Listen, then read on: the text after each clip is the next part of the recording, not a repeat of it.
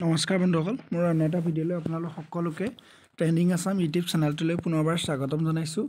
এতিয়া অসম চৰকাৰৰ ফালৰ পৰা 2024 বৰ্ষত APDCL ফালৰ পৰা নতুন ভেকেন্সি খালী হৈছে। ইয়াত কিমানটা ভেকেন্সি আছে আপোনালোকে নিশ্চয় থাম্বনেইল চাই গম পাইছে।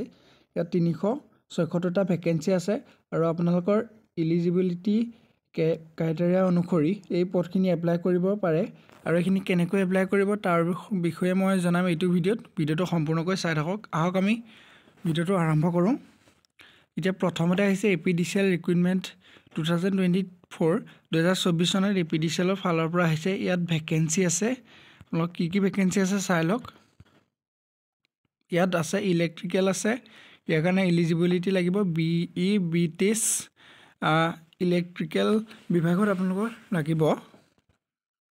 তাৰপিছত আছে ইলেক্ট্ৰনিক্স এছ কমিউনিকেশ্যন, ইয়াৰ কাৰণে BTech লাগিব। তাৰপিছত আছে চিভিলৰ কাৰণে BTech BE চিভিল ইঞ্জিনিয়াৰিঙত লাগিব।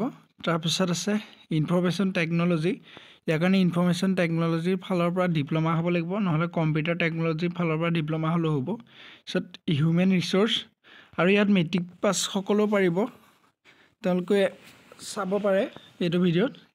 MBA PGDM লাগিব। তাৰপিছত ল কাৰণে লাগিব ডিগ্ৰী পঢ়া হ'ব লাগিব আৰু ডিগ্ৰীত ল কৰা হ'ব লাগিব, তেতিয়াহে পাৰিব। তাৰপিছত নেক্সট আহিছে জুনিয়ৰ মেনেজাৰ, ইয়াৰ কাৰণে ইলেক্ট্ৰিকেলত আছে ডিপ্ল'মা লাগিব ইলেক্ট্ৰিকেলত। তাৰপিছত আছে এছিষ্টেণ্ট একাউণ্টছ অফিচাৰ, ইয়াত কেটেগৰী 3 ধৰা হৈছে এইটো। ইয়াৰ কাৰণে অকল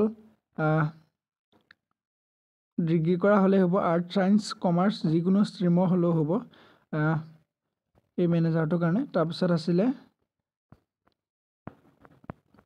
আৰু যিখিনি আছে অফিচ কম ফাইল এছিষ্টেণ্ট, ইয়াৰ কাৰণে আপোনালোকে মেট্ৰিক হায়াৰ ছেকেণ্ডেৰী পাছ হ'লেও এইটো এপ্লাই কৰিব পাৰিব।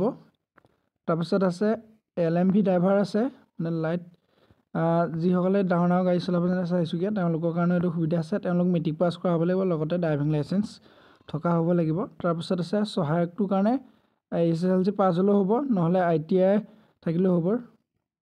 তাৰপিছত সেইকাৰণে এজটো আছে, এই কেটেগৰী এইখিনিৰ কাৰণে আপোনালোকে গম পায় প্ৰথমতে যোনখিনি আছিলে এইখিনিত লাগিব 21 বছৰৰ পৰা আপোনালোকৰ 44 বছৰলৈকে লাগিব। তাৰপিছত B গ্ৰুপখিনিৰ কাৰণে লাগিব 18 বছৰৰ পৰা 44 বছৰ, C গ্ৰুপৰ কাৰণে লাগিব 18 বছৰৰ পৰা 44 বছৰ।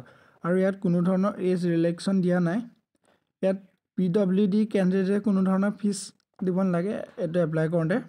তাৰপিছত জেনেৰেল OBC MOBC কেটেগৰী 800 টকাকৈ দিব লাগিব, SC ST কেণ্ডিডেটে 400 টকাকৈ দিব লাগিব। আৰু এইটো যিকোনো মাধ্যমৰ দ্বাৰা কৰিব পাৰে। এতিয়ালৈকে অহা নাই, ষ্টাৰ্টিং ডেটটো অহা নাই, লাষ্ট ডেট অহা নাই, যেতিয়া আহিব মই জনাম। তাৰ বাবে মোৰ চেনেলটো ছাবস্ক্ৰাইব কৰি থওক আৰু এইটো সোনকালে এপ্লাই কৰিব পাৰিব। ইয়াত এপ্লাই প্ৰচেছটো তলত লিখি দিয়া হৈছে, আপোনালোকে ভিজিট কৰি চাব পাৰে। অফিচিয়েল ন'টিফিকেশ্যন এইটো খুব সোনকালে মুকলি হ'ব, যেতিয়া মুকলি হয় আৰু এটা নতুন ভিডিঅ' আপোনালোকৰ আগত আগবঢ়াম। সেইকাৰণে মোৰ চেনেলটো ছাবস্ক্ৰাইব কৰি ৰাখিব। Thank U.